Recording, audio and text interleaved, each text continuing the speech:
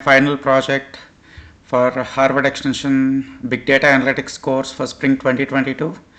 I took up a small project to how to deploy big data code and how to set up a big data environment in a production, and how does it scale, and how does it do it in few minutes and millions of records. I had always this question because I was from an Oracle background, and it scales 2 nodes, but how do you scale to 10 nodes or 20 or 100 nodes or 1000, as professor said?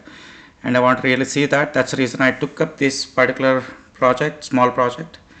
And as part of that, I'm working on using AWS EMR, Elastic MapReduce managed service, which automatically you can use it for to allocate your nodes, and you can instantiate them or you terminate them after your work is done successfully. And you can basically program it to create how many nodes you want to start with, how much you want to scale, and the good part is here the storage and compute are separated. Storage is like you can use S3 storage for placing your code, placing your inputs, outputs, all the files for processing, all your data and all your code could be in S3. So your machines are purely used for hardware and memory crunching the data to, and this become totally independent.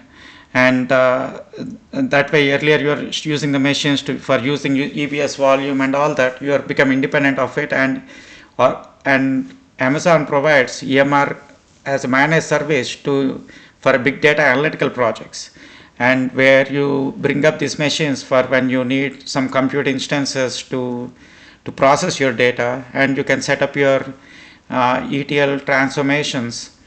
And it provides a step mechanism where each step it could execute a code, and the next step could be the another transformation step. And as you can set up your own pipelines, this is different from the ML pipelines. This is not more statistical or learning or training.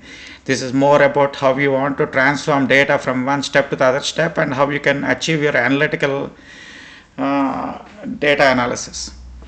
And here you can see you can have the master nodes and the task nodes, and you could use an S3 where you have the log input, output codes, scripts and steps, and you can put that specific logical objects into that, and you can source and write into that particular folders of the S3. And what is AWS EMR? It's an Elastic MapReduce for distributed data processing. And you could use Spark and Hadoop, but there are other options AWS provides for EMR. But here, since we focused mostly on Spark for our distributed data processing for big data analytics, I chose to continue with Spark. And what I found out was like how the cost, I was more concerned on the cost of using these machines running around the clock, but how you want to scale. And there's a small picture I was showing in the bottom. It's sourced from Amazon, where you could have on-demand instances and on-spot instances, and you could launch on-spot instances at lower cost, and you could save money even running longer hours. And you can keep processing a lot of data, either you're manufacturing or anywhere. You could get IoT data where you're getting in a stream, and you could still process them and launch instances as the data is arriving. And I have seen some biotechnology companies like Moderna during COVID, they used AWS and Spot instances to reduce their costs and do the analytical processing.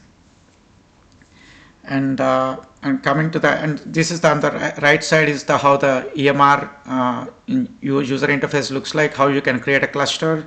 It's very similar to create an EC2 instance, but it's a larger scale, and what software you want to run, and you pick up the right template, EMR templates, and pick up the right software.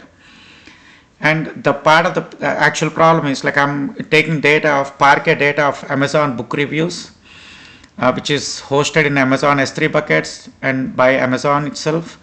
And I'm taking these Parquet files. Parquet, why? Because they have a lot of metadata about the rows, what rows of data and where they are stored, and what columns, and if what is the minimum value of those columns, and what's the maximum value, what is the average, all that metadata is stored. So you don't need to do really a lot of aggregation inside your Python code, because Spark files have inbuilt intelligence in them, and and these are the Spark files you could see here, as all the files which are, so it's about 10 GB of data, 10 files, 1 GB each. And this much of data, we are, instead of storing in the local machine, we are directly sourcing from the S3 here, in the product category. This particular S3 URL you can use, URI, to get this data dynamically into your Python code and create the data frame based on this Spark, and then do the aggregation and get the output what you want to get. And as part of the EMR, one of the key things is, like, we always worked in our, whenever we start an assignment or a project, we set up our environments. And part of that initial work is like setting up your environment right, and you import all the libraries what you need for your project, and set up this Spark home or Hadoop home, and all this we set up. We went through the struggles. But when you deploy the machine, this code has to run right, so your environment is up and running. You could take some time, first time, to set up your environment, but in a production environment, this has to run within minutes, and because all the CPU time and everything costs money here, so, and you cannot afford a failure. And this is the bootstrap code, what we put in the bash file or in a .profile file where you set up these environments. Bootstrap code is the code you want to execute to set up your Spark environment when you instantiate this on-demand nodes or on the spot nodes. So this is the code you need to deploy, and I'll show you where we deploy this. And how would you instantiate EMR cluster? Either you could do it in the UI I showed in the first slide, or what you could do is you can do through the CLI. CLI is easy because sometimes you could keep running this automated way from the command line, and the part of the CLI is, like, you need to have certain options. You need to use the right options, and using EMR 6.5.0 is one of the picking up the right template, which has embedded software like Hadoop 3.2.1 or Spark 3.1.2.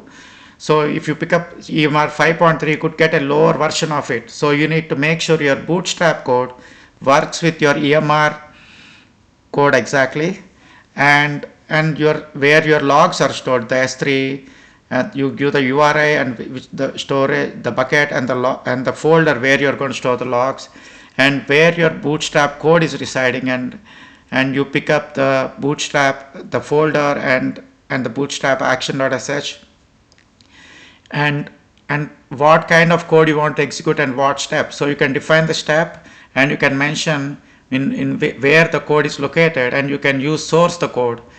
And what you want to do after the code execution, you want to execute another step, or you want to auto terminate, so you don't have to keep watching all the time. As the code is executed, it takes the inputs, processes, creates the output, and it terminates the machines. So you are at rest that you're not consuming any more resources after that. And this is the UI.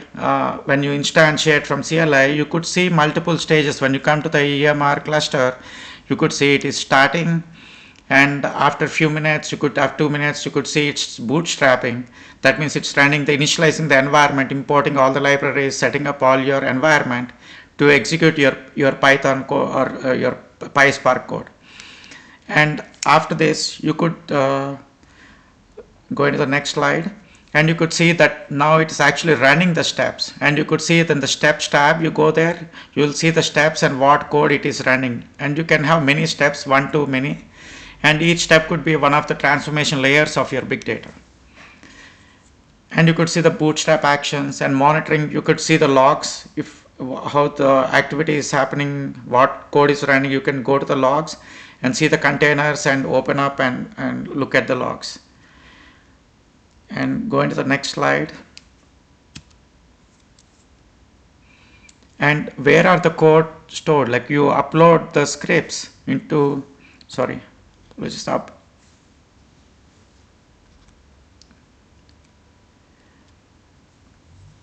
you upload the scripts into the S3 bucket, into the scripts folder, and then you source that script. When your machine is on, after the bootstrapping is done, you want to execute your step.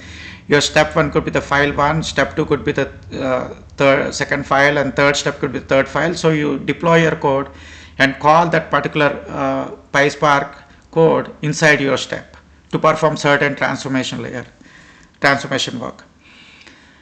And I'm just giving an example. In my step, I'm creating a Spark session. Input is my Parquet files from the Amazon S3 bucket, which is an Amazon data about the book product reviews. And what is my output? Where I'm writing the output is the bucket I create to work with my EMR clusters for the logs, outputs, inputs, and the code script, all that. And then you read this all the Parquet books, book reviews, and then do the aggregation. And as Parquet files have a lot of inbuilt aggregation, it would run really faster. And here we have about 10 GB of data, and it literally processed in 1 minute, in about 1 minute 1 second. It's about that. And then after you process, store all the output files into the output folder of this S3 bucket. And here I give a small snippet of how the Parquet files look after it is stored. I used a tool to open it, and you could see the book titles, and you could see the reviews, number of reviews, and the average reviews. This is what we are trying to derive after reading all the raw data of the book purchases and the reviews. And this is the output folder, how the Parquet files are written using the right command there. And I opened one of those files and got a small snippet of it. And when I opened the Parquet file in one of the tools, I could see my titles and reviews, and the count of the reviews and the review averages. So that is the short assignment, and these are the references I used, all the different links and books. And it's been a good learning in the last 1.5 weeks on this small project. And I think doing a production work is critical to to get a good understanding of either EMR or to SageMaker, and how you could deploy and manage a production environment. Thanks for listening.